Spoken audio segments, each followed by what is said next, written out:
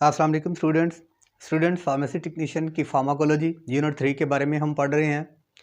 इससे previous lecture में हमने स्टूडेंट्स कोलिनर्जिक एंटागोनिस्ट के बारे में पढ़ा था और आज हम कोलिनर्जिक एंटागोनिस्ट की फर्स्ट जो ड्रग है हमारे पास प्रोटोटाइप ड्रग वो एट्रोपिन के बारे में जानेंगे। स्टूडेंट्स सबसे पहले मैंने आपको इससे प्रीवियस लेक्चर में बताया था कि जो कोलिनर्जिक के एंटागोनिस्ट है ये ऐसी ड्रग्स हैं जो कि स्टाइलकोलिन जो कि एक न्यूरोट्रांसमीटर है उसके स्टाइलकोलिन को उसका जो रिसेप्टर्स है उस पे बाइंड होने से रोकती हैं, यानी स्टाइलकोलिन की जो इनहिबिशन है बाइंडिंग साइट पे वो करती हैं, जिसकी वजह से स्टाइलकोलिन का जो कोलिनर्जिक इफ़ेक्ट है उसको होने से रोकती हैं। तो ऐसी ड्रग्स को एंटीकोलिनर्जिक ड्रग्स भी कहते हैं, पैरासिम्पैथोलाइटिक ड्रग्स भी कहते हैं, एंटीकोलिनर्जिक ड्रग्स भी कहते हैं। तो इनकी क्लासिफिकेशन के लिहाज से हमने इसकी टाइप्स प्रीवियस लेक्चर में पढ़ चुके हैं। आज हमने जो फर्स्ट प्रोटोटाइप ड्रग है उसके बारे में जानना है। तो स्टार्ट करते हैं स्टूडेंट्स। जो पहली प्रोटोटाइप ड्रग है एंटीकोलिनर्जिक ड्रग्स वो एट्रोपिन है। एट्रोपिन जो है वो बेलाडोना की डेरिवेटिव है, यानी बेलाडोना से ली गई है। ये सबसे पहले देखते हैं कि एट्रोपिन जो है इसका मैकेनिज्म ऑफ एक्शन क्या है और ये कहाँ से ली जाती है। स्टूडेंट्स बेलाडोना या एट्रोपिन जो है ये प्लांट सोर्सेज है, इसका प्लांट से ली जाती है, एक नेचुरल ड्रग है। यानी यहाँ पे जो मैंने कीवर्ड इस्तेमाल किए हैं उन कीवर्ड्स ये बुक से कीवर्ड्स लिए हुए हैं ताकि आपको बुक्स से जब आप रीड करें तो उस वक़्त आपको समझ आ जाए कि कौन सी टर्म्स जो हैं बुक के अंदर इस्तेमाल हुई हैं। तो सबसे पहले स्टूडेंट्स ये एक टर्शरी अमाइन अल्कलॉइड्स है, यानी टर्शरी अमाइन अल्कलॉइड्स है, यानी इसका जो तल्लक है वो अल्कलॉइड्स ड्रग्स की अल्कलॉइड्स ग्रुप्स में फार्माकोग्नोसी में आपने पढ़ा था। अल्कलॉइड्स टाइप्स की जो ड्रग्स हैं उसके साथ इसका तल्लक है बेलाडोना का। स्टूडेंट्स इसकी जो एफिनिटी है बाइंडिंग की ये सबसे ज़्यादा जो है ये मस्करैनिक रिसेप्टर्स पे एफिनिटी है, ये ज़्यादातर जो है ये मस्करैनिक रिसेप्टर्स पे ही आके बाइंड होती है और स्टाइलकोलिन को कम्पिटिटिवली इनहिबिट करती है। स्टूडेंट्स यहाँ पे तीसरा कीवर्ड्स मैंने लिखा हुआ है कम्पिटिटिवली बाइंडिंग, यानी मैंने इससे प्रीवियस लेक्चर में बताया था कि किस तरह से जो ये कम्पिटिटिवली इनहिबिटर्स हैं किस तरह से उसका जो रिसेप्टर्स है स्टाइलकोलिन को रिसेप्टर से स्लिप करती है, रिसेप्टर से पे जो बाइंड हुआ स्टाइलकोलिन है वहाँ से हटाती है और ख़ुद आके बाइंड होती है।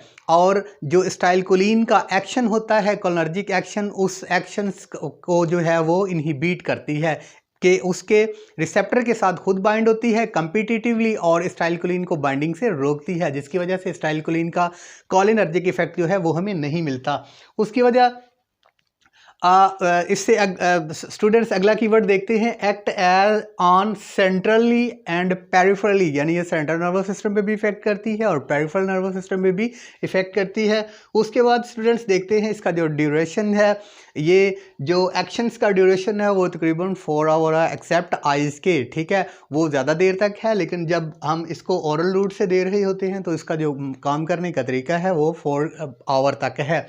उसके बाद स्टूडेंट्स देखते हैं कि जो एट्रोपिन है उसका एक्शन क्या है, ये कहाँ कहाँ पे एक्शन करती है। स्टूडेंट्स सीधी बात है कि जब आपने कोलिनर्जिक इफेक्ट पढ़ा था उससे प्रीवियस लेक्चर में मैंने आपको मस्करैनिक रिसेप्टर्स और निकोटिनिक रिसेप्टर्स के बारे में बताया था कि अगर स्टाइलकोलिन आके मस्करैनिक रिसेप्टर्स से बाइंड होती है तो कौन सा इफेक्ट होगा, अगर निकोटिनिक रिसेप्टर से स्टाइलकोलिन आके बाइंड होती है तो कौन सा इफेक्ट होगा। लेकिन आज उन सब का जो है वो उल्ट होगा। एंटीकोलिनर्जिक ड्रग्स है कि यानी ये मस्करैनिक रिसेप्टर्स और जो निकोटिनिक रिसेप्टर्स है वहाँ पे स्टाइलकोलिन को इनहिबिट करेगी, कम्पिटिटिवली इनहिबिट करेगी, उस रिसेप्टर के साथ स्टाइलकोलिन की बाइंडिंग ही नहीं होने देगी। अगर स्टाइलकोलिन की बाइंडिंग नहीं होगी तो वो सारे इफ़ेक्ट जो आपने बाइंडिंग के वक्त पढ़े कि ये बाइंड होके क्या इफ़ेक्ट देती है, तो उन सब का आज उल्ट हम पढ़ेंगे कि वो तमाम इफ़ेक्ट जो हैं वो तमाम इफ़ेक्ट भी इनहिबिट होंगे जो कि स्टाइलकोलिन के बाइंड होने से मिल रहे थे।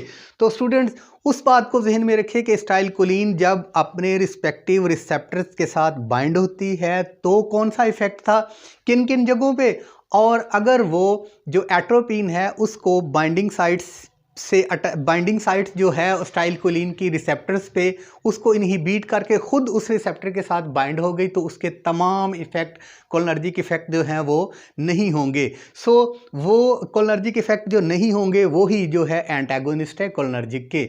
स्टूडेंट्स चले कीवर्ड्स इस्तेमाल करते हैं। आइज़ पे क्या इफ़ेक्ट है, उसके बाद जो कीवर्ड है जीआईटी पे क्या इफ़ेक्ट है। ये तमाम के तमाम इफ़ेक्ट जो स्टाइलकोलिन के थे ये हमने प्रीवियस लेक्चर्स में बता दिए थे। अब देखते हैं कि एंटागोनिस्ट जो है वो क्या इफ़ेक्ट डालेंगे। सबसे पहले आइज़ की बात करते हैं। हमने स्टाइलकोलिन की बाइंडिंग पे इफ़ेक्ट देखा था कि वो था मियोसिस, यानी आयरस मसल्स की कंट्रक्शन थी, यानी प्यूपल का साइज़ जो था वो डिक्रीज़ हो रहा था, छोटा हो रहा था।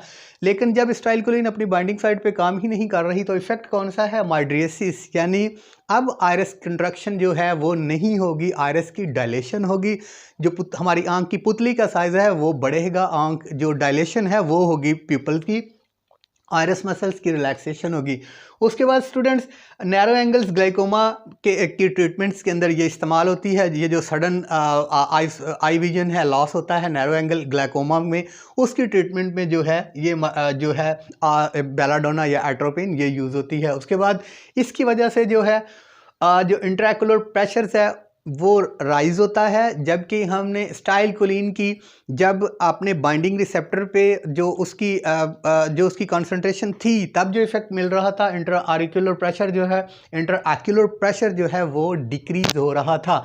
लेकिन ये उसका उल्ट इफेक्ट हुआ जब स्टाइलकोलिन अपने रिस्पेक्टिव रिसेप्टर्स पे बाइंड होकर इफेक्ट नहीं देगी। तो उसके बाद जीआईटी के अंदर हमने स्टूडेंट्स ये जीआईटी के अंदर क्या इफेक्ट देगी, जीआईटी पे एंटीस्पाज्मोडिक हमने पढ़ा था कि कोलिनर्जिक ड्रग्स जो हैं वो जीआईटी पे कंट्रक्शन का काम करती हैं, यानी इंटेस्टाइन की मोटेलिटी को इंक्रीज़ करती हैं, ये मोटेलिटी को डिक्रीज़ करेगी। स्पाज्मोडिक इफेक्ट क्या है कि स्पाज्मोडिक जो हमारी जीआईटी की कंट्रक्शन है वही स्पाज्मोडिक है, यानी हमारी जीआईटी की कंट्रक्शन को ये रिड्यूस करेगी और स्पाज्मोडिक जो इफेक्ट है वो रिलीज़ होगा, और जो इसकी वजह से जो इफेक्ट था डायरिया का वो भी इससे कम होगा। मोटेलिटी पेरिस्टाल्सिस मूवमेंट को ये कम करेगी तो एंटीस्पाज्मोडिक कहलाएगी।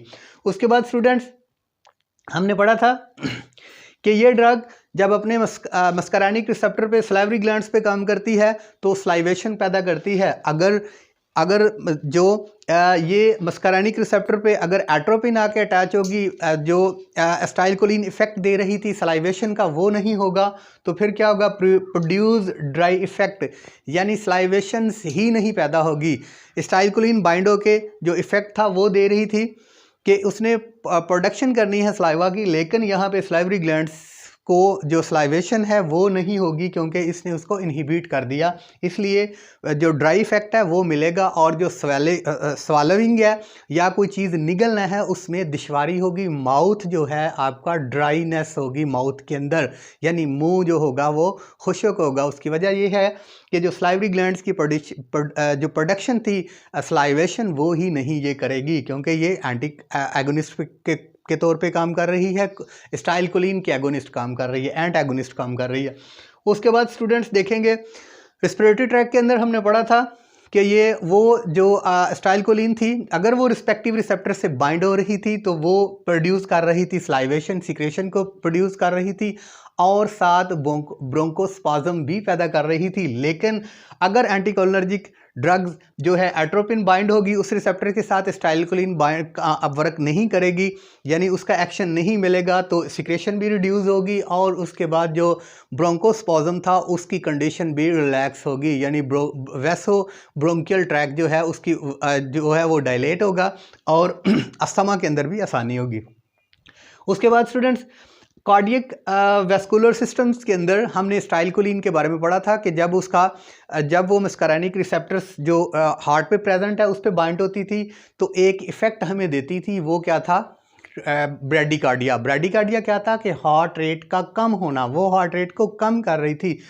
अगर एट्रोपिन की लो डोज दें तो वो ब्रैडिकार्डिया काज करेगी, हार्ट रेट कम करेगी। अगर एट्रोपिन की डोज हाई देंगे तो ये टेकीकार्डिया काज करेगी। टेकीकार्डिया का मतलब है कि आपकी हार्ट बीट जो है वो 100 पर मिनट से ज़्यादा हो गई है, तो इसका मतलब है ये टेकीकार्डिया काज करेगी। अगर ये ओवरडोज में दे दी जाएगी तो ये टेकीकार्डिया काज करेगी, अगर लो डोज में देंगे तो ये ब्रेडिकार्डिया काज करेंगी, यानी हार्ट बीट का कम हो जाना।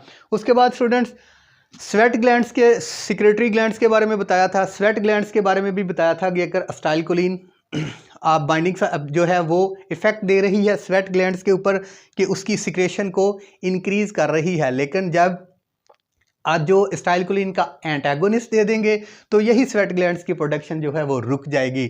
क्या होगा? इनहिबिट सिक्रेशन, सिक्रेशन को इनहिबिट करेगी, सिक्रेशन की प्रोडक्शन इसको इनहिबिट करेगी, सिक्रेशन पैदा ही नहीं होगी, बहुत कम पैदा होगी।